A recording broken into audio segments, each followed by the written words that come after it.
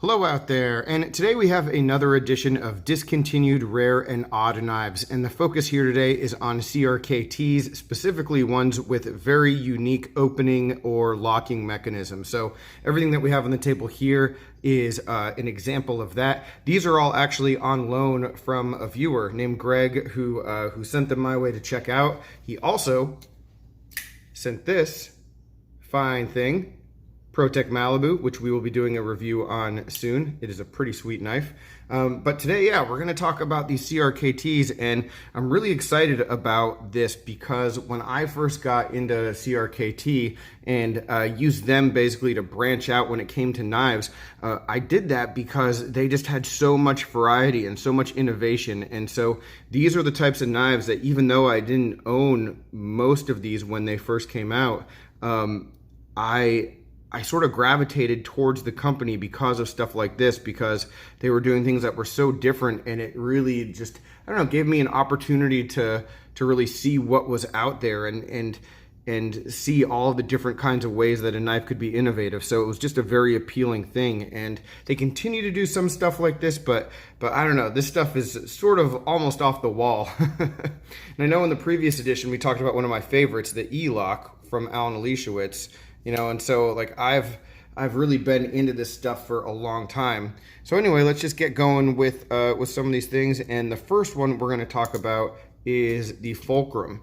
And this is the mini fulcrum 2. I think I did a review on the regular fulcrum 2, but this has a predecessor, an older design.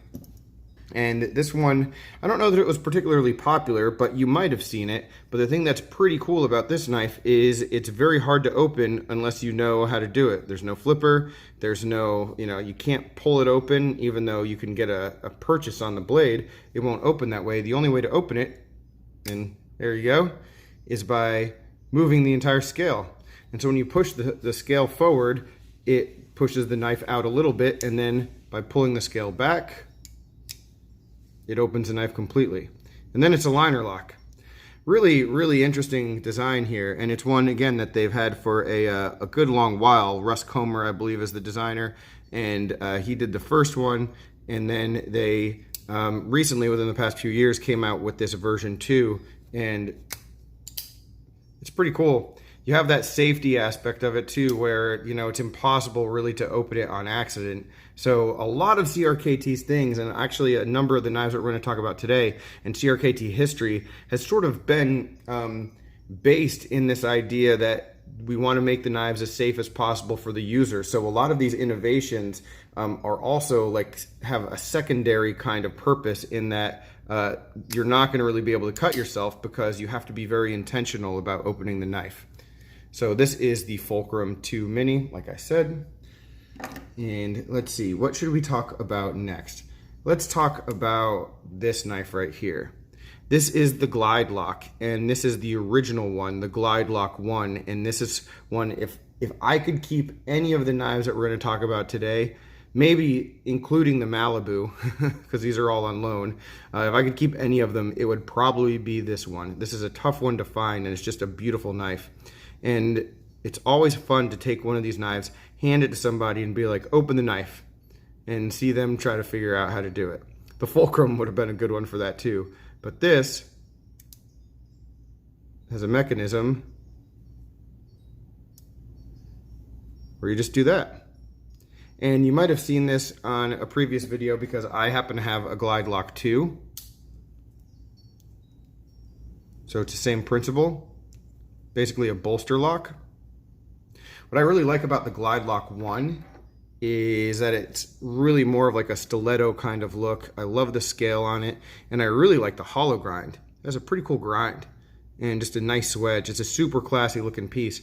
And yeah, there's a little bit of play. This isn't the most secure lock. I mean, this isn't a knife that you're gonna break down a bunch of cardboard with or go to town on, I mean, you can see there's not a lot that's keeping this thing secure. But it's enough. It's enough for what you're going to need it for. And no clip. So this is sort of just a loose pocket or jacket pocket kind of design. And it's awesome. Super sleek. And what I really like about these things, when you think about it, and I spend a lot of time these days thinking about, all right, who is this knife marketed towards? Whenever something new comes out, who's really going to get this? And so many of these knives that CRKT was putting out back then, they seemed like such specialized things where they were like, you know, I don't care necessarily about making like the big hit that everybody's going to have. They seem to put a lot of time into doing things that were a little bit off the wall that maybe not that many people would find interesting. And now, as time has gone by, I just think they're more and more interesting than they ever could have been. All right, what's next? One, maybe it's a little bit plain. This is the igniter, and this is a knife that I had one of these years and years ago. And this just sort of is an example of, I believe it's called like the fire safe system. And it's just an example of their assisted opening mechanism where with the thumb stud, you have to push down and then flick it out in order to open the knife.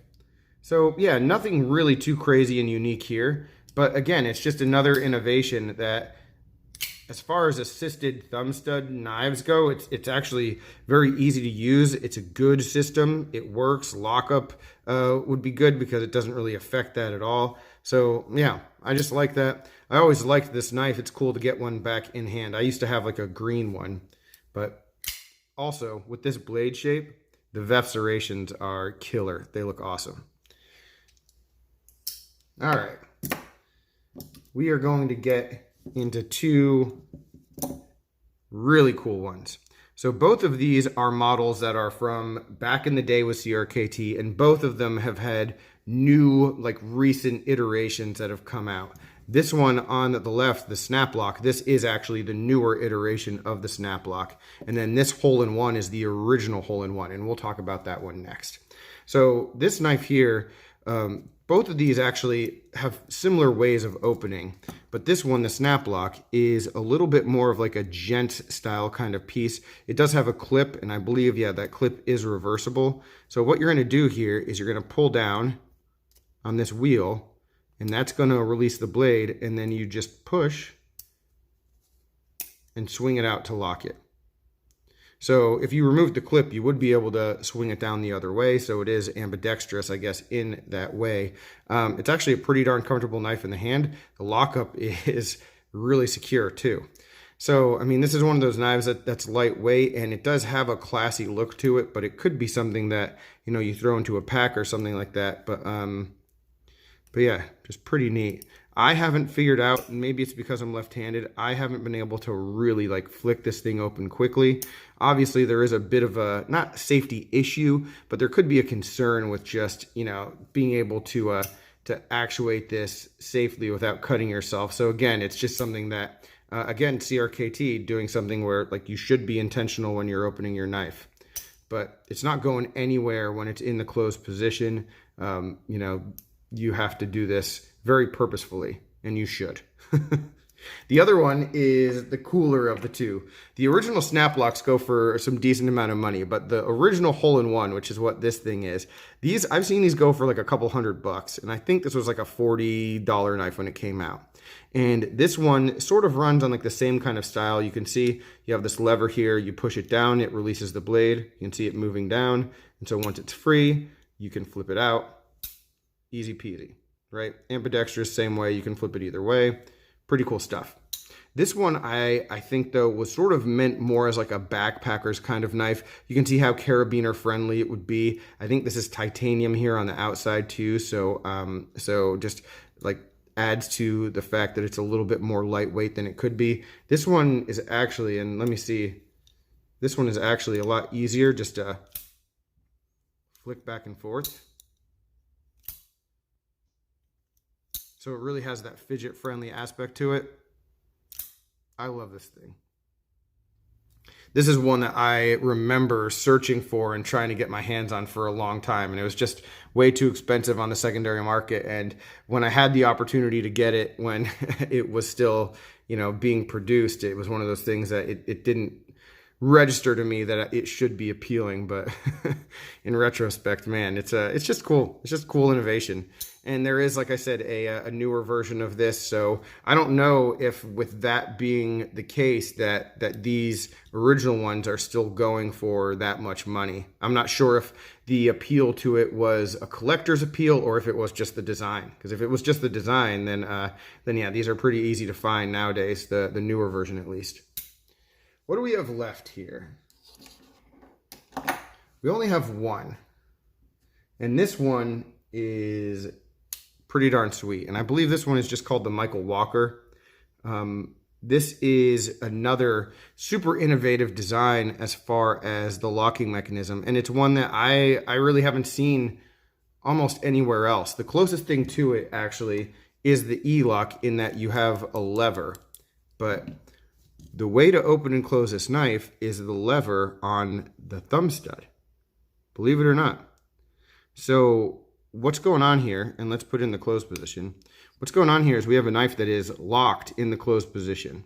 And this lever right here, you see on this stud, this lever, when you push it down, it moves the rest of the lever inside the pivot area and frees the knife. Then you open the knife, and when it gets to the open position, it pops back out. And now it's locked in the open position with the same lever. Really, really interesting. And it also eliminates the need for any kind of detent at all, because this is acting as the detent. Can you flick it open? Well, if you push down and give it a good flick, yeah. It's not going to have the most satisfying action, but it's a pretty cool thing. And the design is awesome. It's excellent. It's a little bit, not really heavy, but it does have a little bit more heft than a lot of knives, but it is still long, and the lines on it are just super sweet. So yeah, this one and the glidelock, of all the ones here, these are the ones that I am gravitating towards. And I've seen these on eBay a few times, and I've always thought, I don't know, it just doesn't seem to be like anything that special. And I finally got one in hand. This is the first time I've handled one, and it's pretty sick. So yeah, I just wanted to share these with you guys. I just got these in the mail the other day, and if there's any of these that you want to see like full videos on, any kind of review, you know, like I've been talking about doing that series where it's like classics uncovered, you know, any of these could qualify for that. So if you want to see a video that goes more into detail about any of these knives, certainly let me know. I would be happy to do it. But yeah, just as a whole, this is what drew me to CRKT, this kind of stuff. And it's just awesome to get so much of it in hand that I hadn't really been able to experience before. So thanks again to Greg for sending these my way and letting me check them out. And yeah, guys, that's really all I got. Any questions, comments, complaints, suggestions, let me know down below. And let me know also, do you have any old CRKTs or just really odd locking mechanism knives that have like weird opening and closing? Would love to hear about them. If there's something that I'm not aware of, I'd love to be able to look into it and check it out for myself. All right. But thanks again. Take care and have a good one.